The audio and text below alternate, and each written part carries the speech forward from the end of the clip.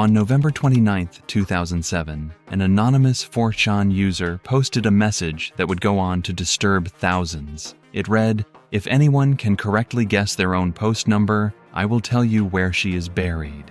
Accompanying the post was a chilling image of a teenage girl. For those unfamiliar, each post on 4chan is assigned a unique and random number, and threads like this, offering a reward if someone guessed their post number, weren't uncommon at the time. But this particular message was far from a joke. The ominous wording and the photograph of the girl sent a shiver down the spine of the internet.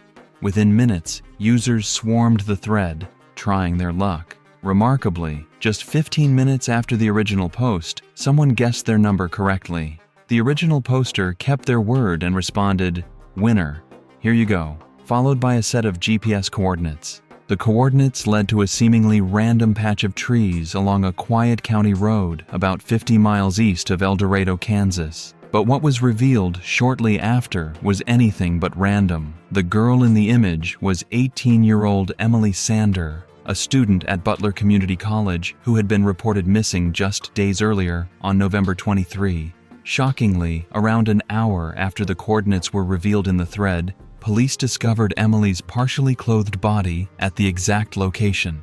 To clarify, police had already been searching for Emily and had narrowed in on a suspect. 2 witnesses reported that Emily had been last seen leaving a bar called The Retreat in El Dorado with a man named Israel Mireles. Prior to the bar, Mireles had bought drinks for Emily and her friends at a nearby Chinese restaurant. After the two left the bar together, Emily was never seen alive again. As the investigation intensified, authorities uncovered incriminating evidence linking Mireles to Emily's disappearance, prompting them to issue a warrant for his arrest. However, Mireles had already fled the country to Mexico. Eventually, due to the severity of the crime, law enforcement successfully extradited Mireles back to Kansas. During his interrogation, Mireles claimed that he and Emily had returned to a motel room together after the bar. He alleged that another man had broken into the room and attempted to rob him, and when he returned after fleeing the scene, Emily was already dead. His story fell apart quickly. Investigators found a large knife and clothing stained with his DNA in a trash can at his pregnant 16-year-old girlfriend's house in Baxter Springs. It became clear Mireles had murdered Emily, transported her body in the trunk of his car, and dumped it in the woods. Although there was no official confirmation tying Mireles to the original 4chan post, the timing remains unsettling. It's possible the post was made by someone within the investigation who knew the location before the public did. But the possibility that the killer himself uploaded the post adds a horrifying layer to an already grim case. Whether it was an inside leak or a sadistic attempt by the murderer to taunt the internet, this thread is etched into online history as one of 4chan's darkest moments. Another thread that left an equally disturbing impact appeared on August 25, 2009. A user opened a thread with the title, "Look What I Found." The caption explained that while going through belongings left behind by his deceased father, he discovered a live grenade. The old bastard had a live grenade. The post read, "It seems kind of old, but looks okay to me. What would B do with it?" Attached to the message was an image of a hand holding what looked like an authentic grenade. The responses came quickly. Some users were skeptical, demanding proof it was real and not a plastic replica. "Let me see the bottom of it," one user asked. The OP replied, "It's all metal," and posted another image showing himself holding a lighter dangerously close to the grenade. It was reckless, but it would soon escalate into something much worse. Some users, perhaps not understanding the danger, or worse, fully aware of it, encouraged him to toss it into the toilet. One post read, "Toss in toilet, don't flush, wait for epic fountain." Then came the most alarming image yet. The OP uploaded a photo of his hand holding the grenade directly over a toilet with the caption, "Should I?" And then, nothing. Silence. No replies, no updates. The OP went completely quiet. Users flooded the thread asking what had happened. Minutes later, a commenter posted a screenshot of a news article from a Guatemalan news station. The article reported that a 17-year-old boy named Oscar Lopez had died after detonating a grenade in his bathroom. According to the article, Oscar's father had served in the military, which could explain how a live grenade ended up in the home. The timing and details seemed to align perfectly. Most commenters were convinced Oscar was the original poster. Many began condemning the users who had egged him on, now realizing their comments may have pushed a teenager toward death. News outlets in Spanish-speaking countries picked up the story, bringing wider attention to what became known as Oscar's grenade thread. However, over time, doubts began to form. Despite many reposts and references, no one could locate the original Guatemalan article. It appeared to have vanished completely. All later reports cited the same, now unverifiable news piece. That raised a haunting question. Was it real? Could the entire thing have been a hoax? It's plausible that the OP simply went silent for dramatic effect, and another user faked the news article to stir chaos. Or maybe the article was real, and like many early internet stories, lost to time. With over 15 years gone by, the truth may never be known. Whether it was a deadly prank, a tragic accident, or an elaborate hoax, Oscar's grenade thread continues to disturb those who stumble upon it, serving as a cautionary tale about the internet's darkest corners. Back in 2009, a strange internet phenomenon began to catch the attention of 4chan users. Scattered across countless websites, forums, and blogs were bizarre, seemingly nonsensical comments, all referring to something called key lime pie. These messages, often rambling and laced with unusual pop culture references, were attributed to a mysterious figure known as Captain Coochie Paws. Though the original 4chan threads that explored this mystery have long since disappeared, Reddit users continued to dig into it over the years, with one notable post from 2016 by a user named KeyMeWTF gaining traction. They had discovered a suspicious comment beneath a college newspaper article, one that referenced people like Mrs. Anita Pays, Captain Coochie Paws, and a strange restaurant in Asheville, North Carolina called Cochie's Key West Bar and Grill. The comment was riddled with unrelated references and odd capitalization, and it turned out to be just one among thousands of similar posts scattered across the web. The Redditor began digging deeper and discovered that these strange posts were turning up everywhere. News sites, memorial pages, dating blogs, and even completely unrelated online forums. Some comments were long rants about Captain Coochie's key lime pies and cheeseburgers. Others included inappropriate or surreal tangents, often ending with ellipses and fake names. What made this even weirder was that many of the accounts posting these comments appeared to be impersonating celebrities, politicians, or simply using random aliases. Despite the absurd content, these posts followed a similar structure and voice, suggesting a single author or a unified purpose. Things took an unsettling turn when users began contacting the Facebook accounts that posted these strange comments. One user from Sweden shared a chilling story on Reddit. After messaging Captain Coochie Paws, they received an unsettling reply in Swedish, despite their profile being entirely in English. The message included disturbing, cryptic phrases like, "Close your eyes, let your ears listen to the radio," followed by a paranoid rant warning them not to trust the police because they are watching. The fact that the reply was in the user's native language, despite no visible clues about it on their profile, led to speculation that whoever was behind the account might have stalked them or had access to private information.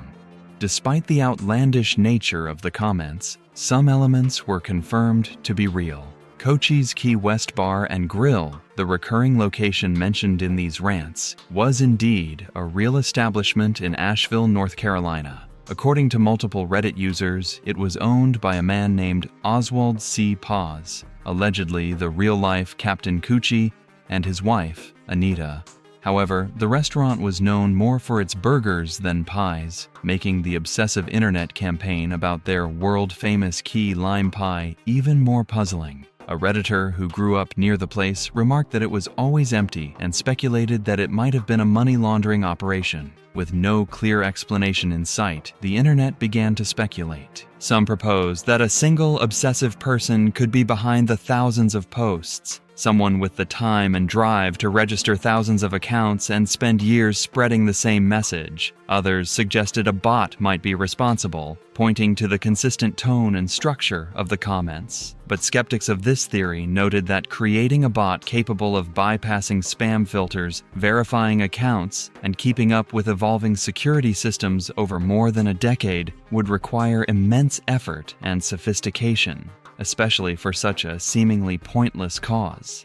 As the mystery deepened, more sinister theories began to emerge. Some speculated that the posts were coded messages for an underground group, using the absurd text as a cover for secret communications.